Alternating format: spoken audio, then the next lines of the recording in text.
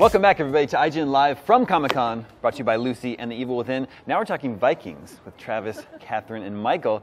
You guys are taking a break from shooting season 3 to come here to Comic-Con, is that right? Yeah, we just got in yesterday. We're in the middle, halfway through our season 3 right now. So, you came in from Ireland, yes? Yes. How jet lagged are you? I'm exhausted, but I'm excited to be here. Comic-Con's a big event, and it's nice to be here with the fans. Well, let's jump right in. Last season started off, there was a big time jump. We sort of wrapped things up, and then there was a big time jump. Is there going to be a similar trajectory this season, heading in to season 3? No big time jump. But there is a kind of jump because this season 3 is the dawn of the Viking age.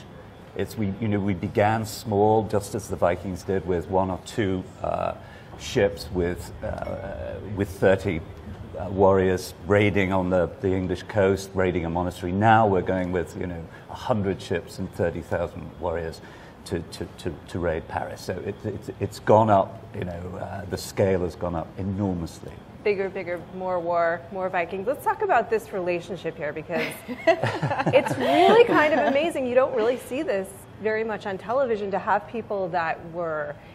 Okay, if you're not caught up on Vikings, by the way, this is the point where I tell you I'm about to spoil everything, so get caught up on Vikings. You guys are married, intimate relationship, children, divorced, and now you're sort of comrades in arms. How does that progress moving forward now that he is the king? Travis, do you want to take that? Not really, but yeah. Well, the first cut is the deepest. We really want to, both characters want to do what's best for our country and for the survival of our race. And we want to raid, and we want to do it together, and it's sort of, it's like a road trip. Do you have a hard time with me having that much power all of a sudden? I've always looked up to you. Is that how she makes you feel? No, not at all. I think the show's great because it lets women... encourages women to be in powerful positions and be equal, I think Michael's done a great job of all that feminist stuff.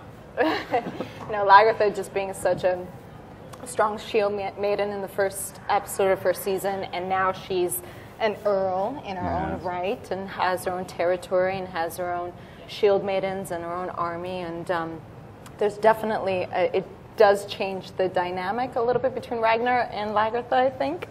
But we're curious to see how it's going to go, Michael. It's in there. I would say, actually, I don't think there's another character like Lagertha on American TV. I don't think there's another female character who's a mother, a wife, who kicks ass. Warrior. And a warrior. But one of the things about the show, and who knew this, the Vikings were family people. They love their children. And in a very deep sense, it's a family saga. That's I think actually one of the things. Are you going to just get back on? It's over. We give up. Lonely down there. That's one of the things that comes through definitely with Ragnar, is that he loves his kids. How he deals with women is. But he loves his kids. So talk about that a little bit. How important is legacy for him continuing on? It plays a major part in his character. He certainly wants to be the guy that does discover the places, and he wants to be known, he wants to be in the history books. But there's still a lot of, he wants to make his kids proud too, and he wants his kids to keep the legacy going. And he wants his missus around too. He does. I mean, that's the funny thing, is that it seems like there's still that sort of dynamic between them, which is cool, but she's so clear. I love that about your character. She's just so clear about what's okay and what's not for her. She's a very strong role model. I'm learning a lot playing her, and it definitely is very challenging in a lot of different ways of Michael puts me through the ringer for sure.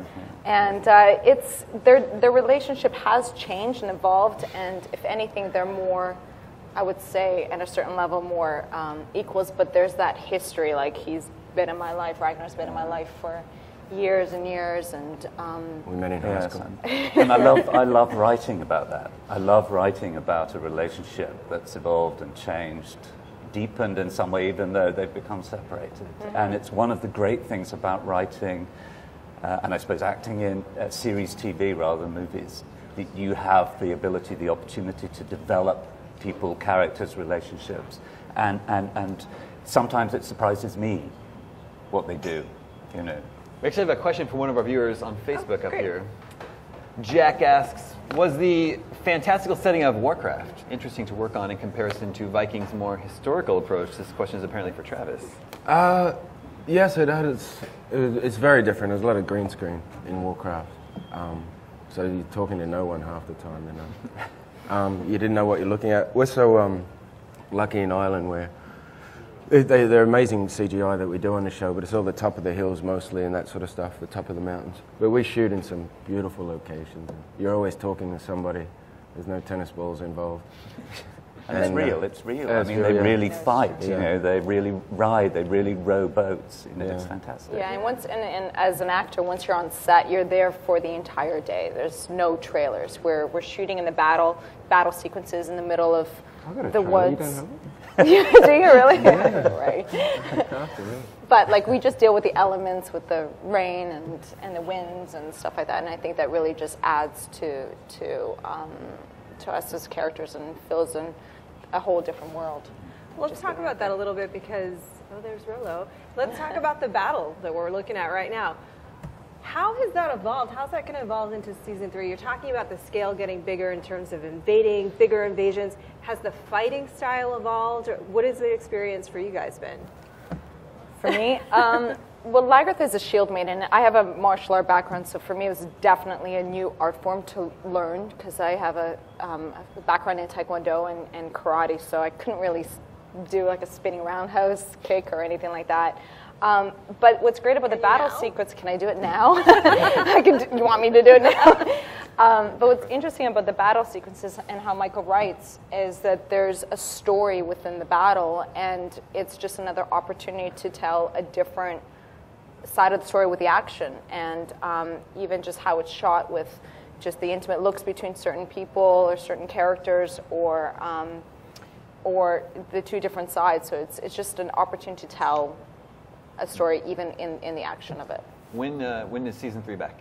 When does it premiere? I don't know. We don't have Okay. a date yet, Okay. but probably roughly what it was like this year. End So of it was March. End of March. 2015. We Next know year. a lot of people are looking forward to it. Yeah, for sure. Yeah, thank you so much for coming by. Thank you. Thank Look you. forward to season 3. Stay tuned for more from IGN Live here at Comic-Con right after these messages.